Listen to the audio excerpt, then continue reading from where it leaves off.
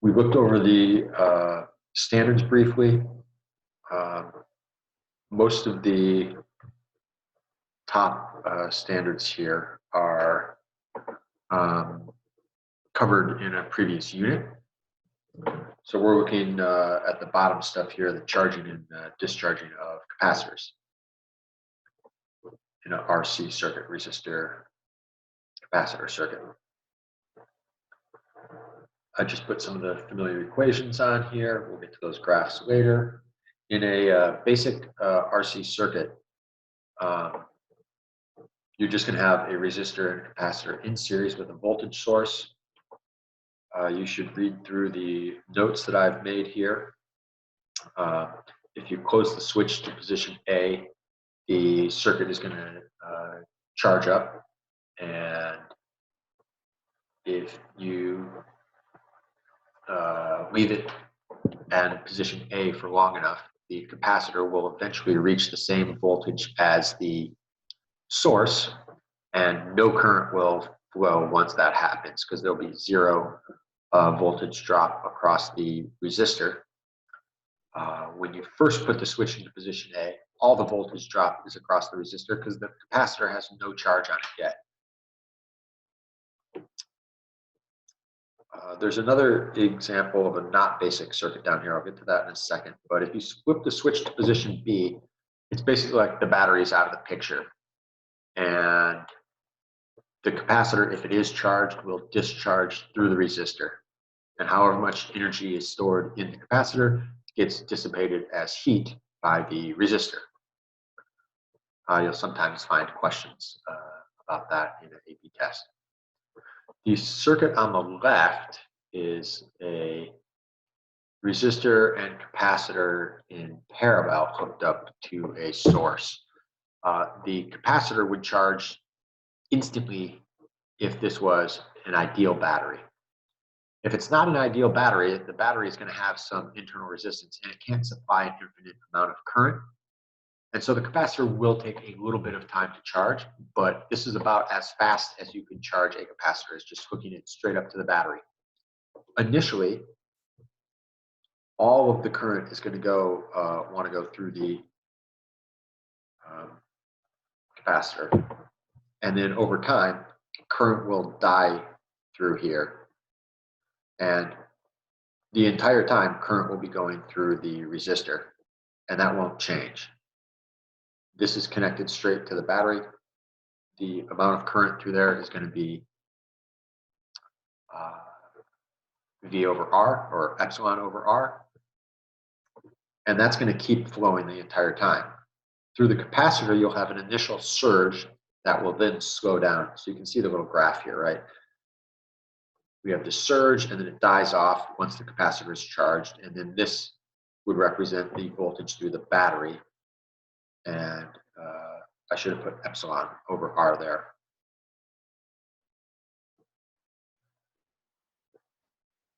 Change that. Epsilon over R. All right, on to the next page. So we close the circuit.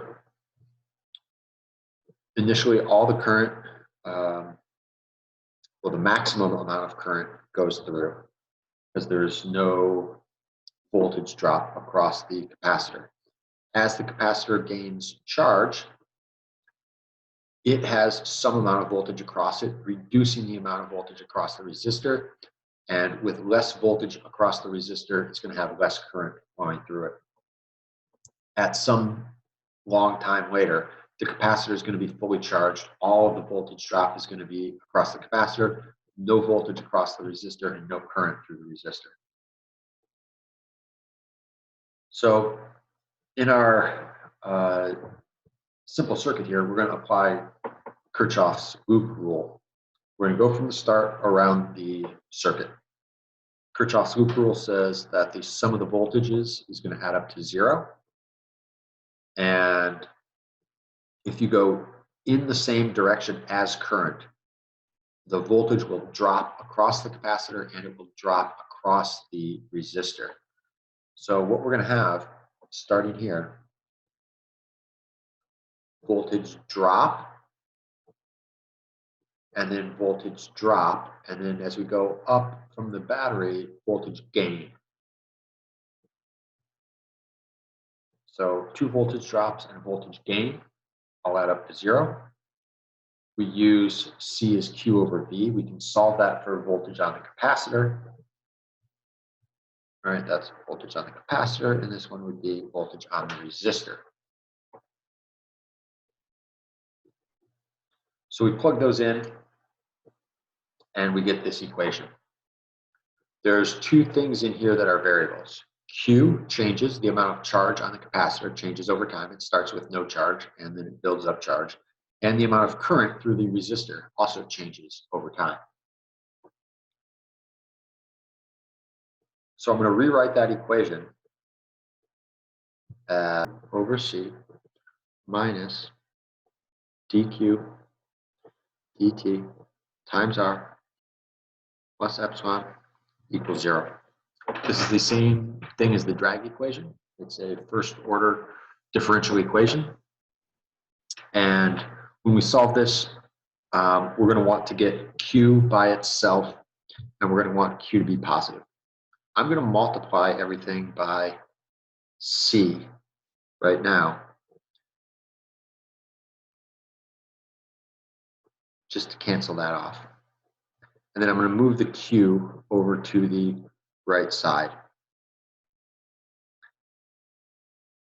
So on the left, I'm going to have negative dq dt times RC. And on the right side, I'm going to have Q minus epsilon C. Now I can separate my variables. I'm going to put the Q's on the right, or sorry, on the left, and I'm going to keep that side positive because I can anticipate where this is going, but you could have that side negative, you just move it over later. On the right side, I'm going to have dt over RC, and that's going to be negative.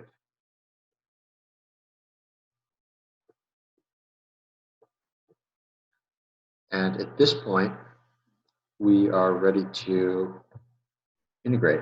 So integrate, integrate. We're going to integrate from 0 to some time t later on. And we start with 0 charge. And we're going to end with some charge Q on the capacitor at some time t. So make sure your limits here correspond. At time 0, charge 0. At some later time t, some amount of charge Q, which will be solved for a function of time. On the right side, I'm going to get T over RC evaluated from 0 to T. On the right side, I'm going to evaluate from 0 to Q, sorry, on the left side, and this is going to become the ln of Q minus epsilon C. When I evaluate on the right, I just get T over RC. Ooh, and I forgot my negative. Negative T over RC.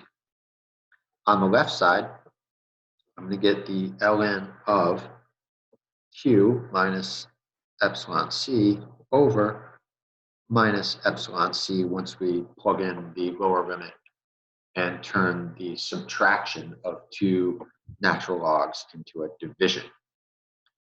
This now gets solved. We're going to put both sides to with a base of E, so we'll get Q minus epsilon C over negative epsilon C equals E to the negative T over RC. And then I rearrange this, and I'm going to get Q, which is now a function of time, right? Q of T equals epsilon C minus epsilon C E to the negative T over RC. If we think about what the graph of this would look like, there's time. This is going to be charge.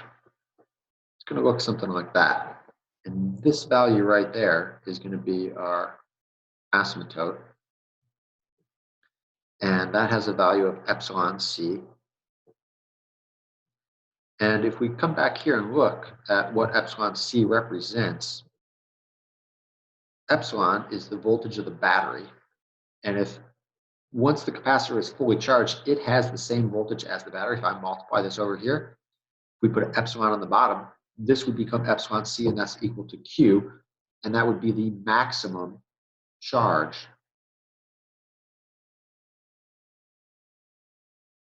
that's on the capacitor. So we could rewrite this equation as Qt equals Q max times 1 minus e to the negative t over RC. And Q max is the same thing as epsilon c. So let's look at discharging a capacitor now.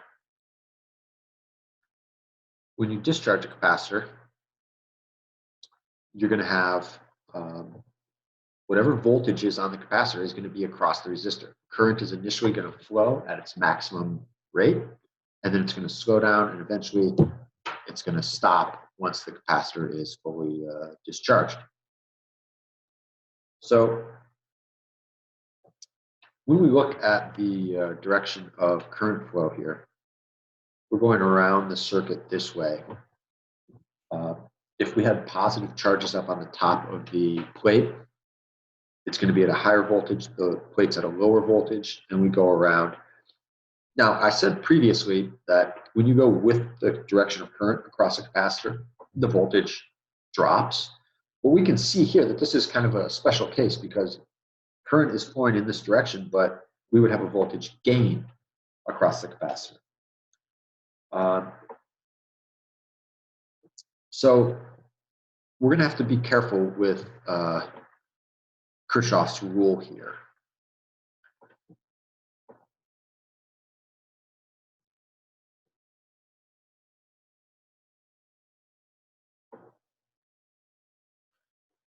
Hopefully I spelled Kirchhoff correctly. Sorry, Mr. Kirchhoff, if I didn't. So we have the sum of the voltage drops adds up to 0. And if we start at that point, we're going to have minus the voltage drop across the, not capacitor, the resistor. And then across the capacitor, we have a voltage gain equals 0. This becomes minus IR. And for the capacitor, C was Q over V. So V is Q over C. Now, when you go to plug in the current here, I, we would normally think of I as being dq dt, but we could think of this as being the charge buildup on the capacitor. And in this context, it's a decrease in charge on the capacitor that creates this positive current. Because we're dealing with a decrease in charge on the capacitor, we need to put a negative in here for the dq dt. If you don't put that negative in and solve this equation, what you'll find is an exponentially growing current. And we know that the current is not going to grow in this kind of discharging a capacitor. The more charge that drains off the capacitor, the lower the voltage gets. Lower voltage across a resistor means less current. So the current is going to die over time. We know that. So you need to have this negative sign in there to make this problem work out.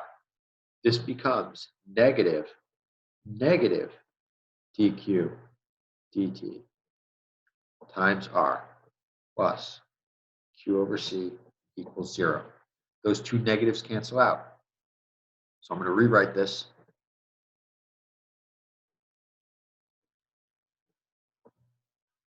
dq dt times r plus q over c equals 0. We're going to solve this by separation of variables again. So dq dt equals negative q over, I'm going to move the r over to this side, so I get rc on the bottom there. And now when I separate my variables, dq over q equals negative dt over rc. This is going to be a little bit simpler to solve than the last one. We integrate from our starting amount, which was our charge that we had on the capacitor. You call that like Q naught, maybe Q max if it was at whatever some voltage it was at. And then we're ending at some later charge Q. And on this side, time 0 to time t. Notice how the bottoms correspond. At time 0, our capacitor has a charge on it, an initial charge, which I'm calling Q0. But don't put a 0 down here. This won't work out correctly if you do that. So now on the right side, just like before, we get negative t over rc. Oops, that should have been an integral there. There we go, 0 to t. Now we have the evaluation from 0 to t. On the left, we get the ln of q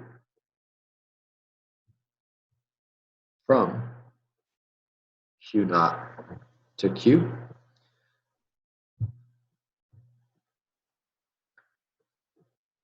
On the right, we're just going to get negative t over rc. On the left, we get the ln of q over q naught. And then we solve this, and we'll get q equals q naught e to the negative t over rc. And a graph of this would look something like that, right? Or that amount there is your starting charge.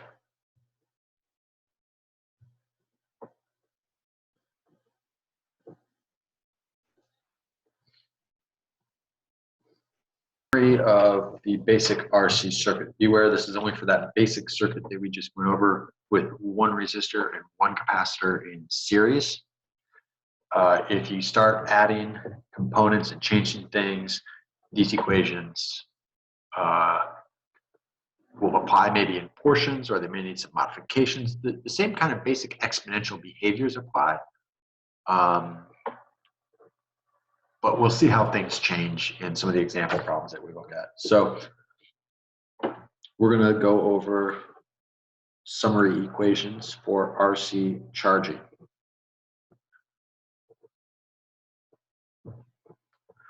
For the capacitor,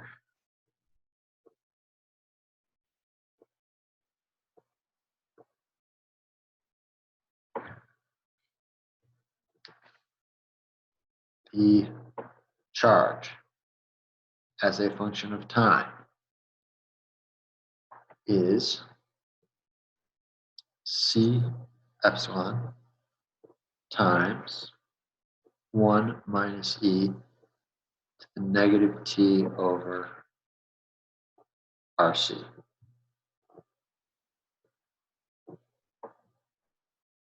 And that right there is Q max.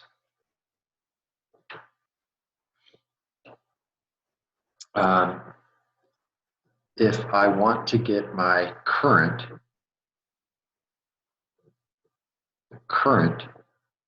as a function of time, well, I is dq dt. So we take the derivative. And what we get when we take the derivative is epsilon over r e to the negative t over rc. And if I want my voltage as a function of time, well, to get voltage, I know that V is Q over C. So basically, if I just multiply both, don't need to multiply. If I just take my Q and divide by C, I'll get my voltage equation. So this becomes this top equation. When I divide by C, that's going to cancel. So this becomes epsilon times 1 minus E to the negative T over RC.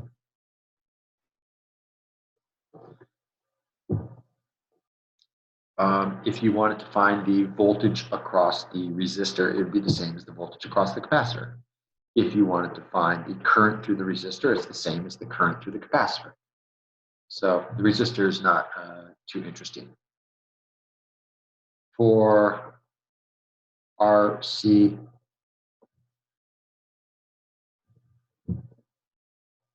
discharging, same kind of basic equations. We solved already for charge as a function of time, and that was some initial charge that we have on there, negative T over RC. The current as a function of time, again, just take the derivative. You're going to get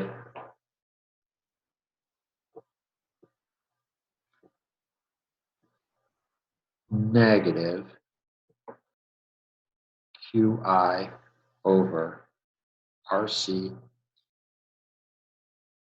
E to the negative T over RC. Now, the negative sign here is not really important.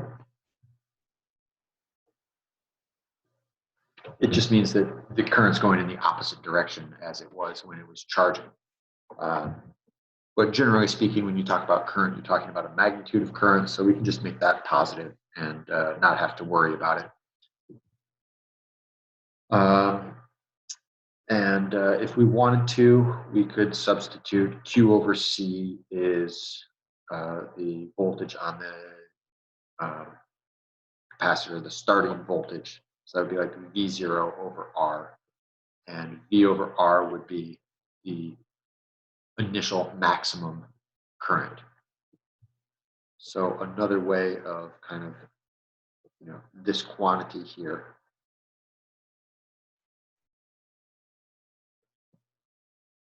equals the starting current, I0. And then if we wanted to find the voltage as a function of time, voltage is Q over C. So this is going to be QI over C, E negative T over RC. And again, this would be V0, the starting voltage of the capacitor. I want to make a note about RC.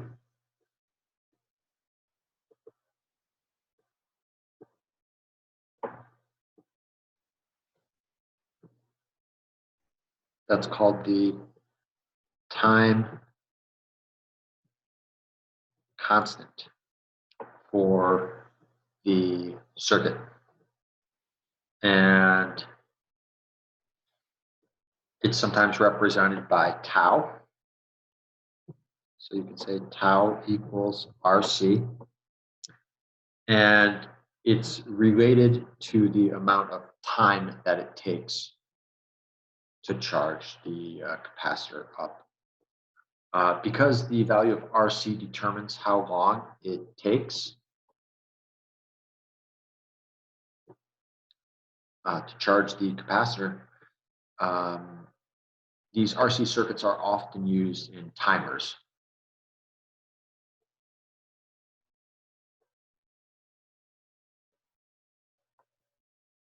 Determines charging time. Now, it's not equal to the charging time, but it helps to determine about how long it's going to take to charge the thing up.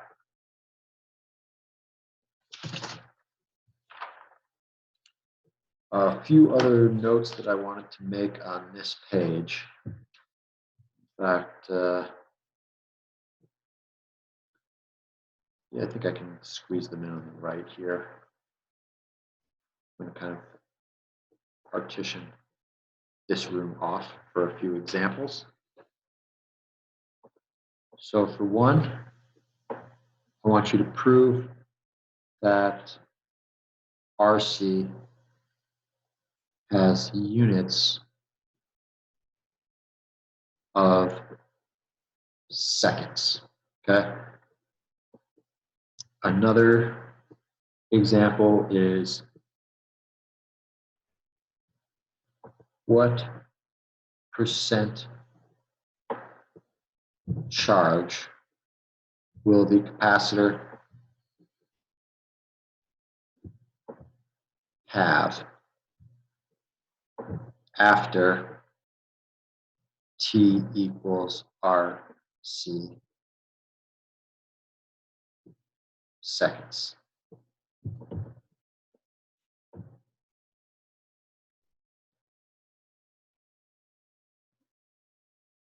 Another thing that I'll ask you to find here is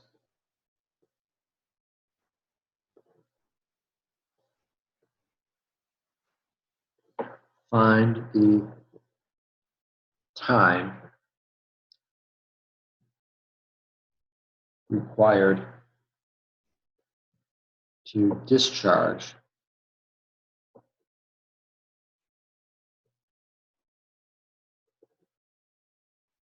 a RC capacitor by 50%. Okay, so you're going to do those three examples on your own. I will post up a key for those at some point, and I will make another video going over the 4 problems after this, but you don't need to worry about those for right now. All right. Have a good one, guys. See you next time.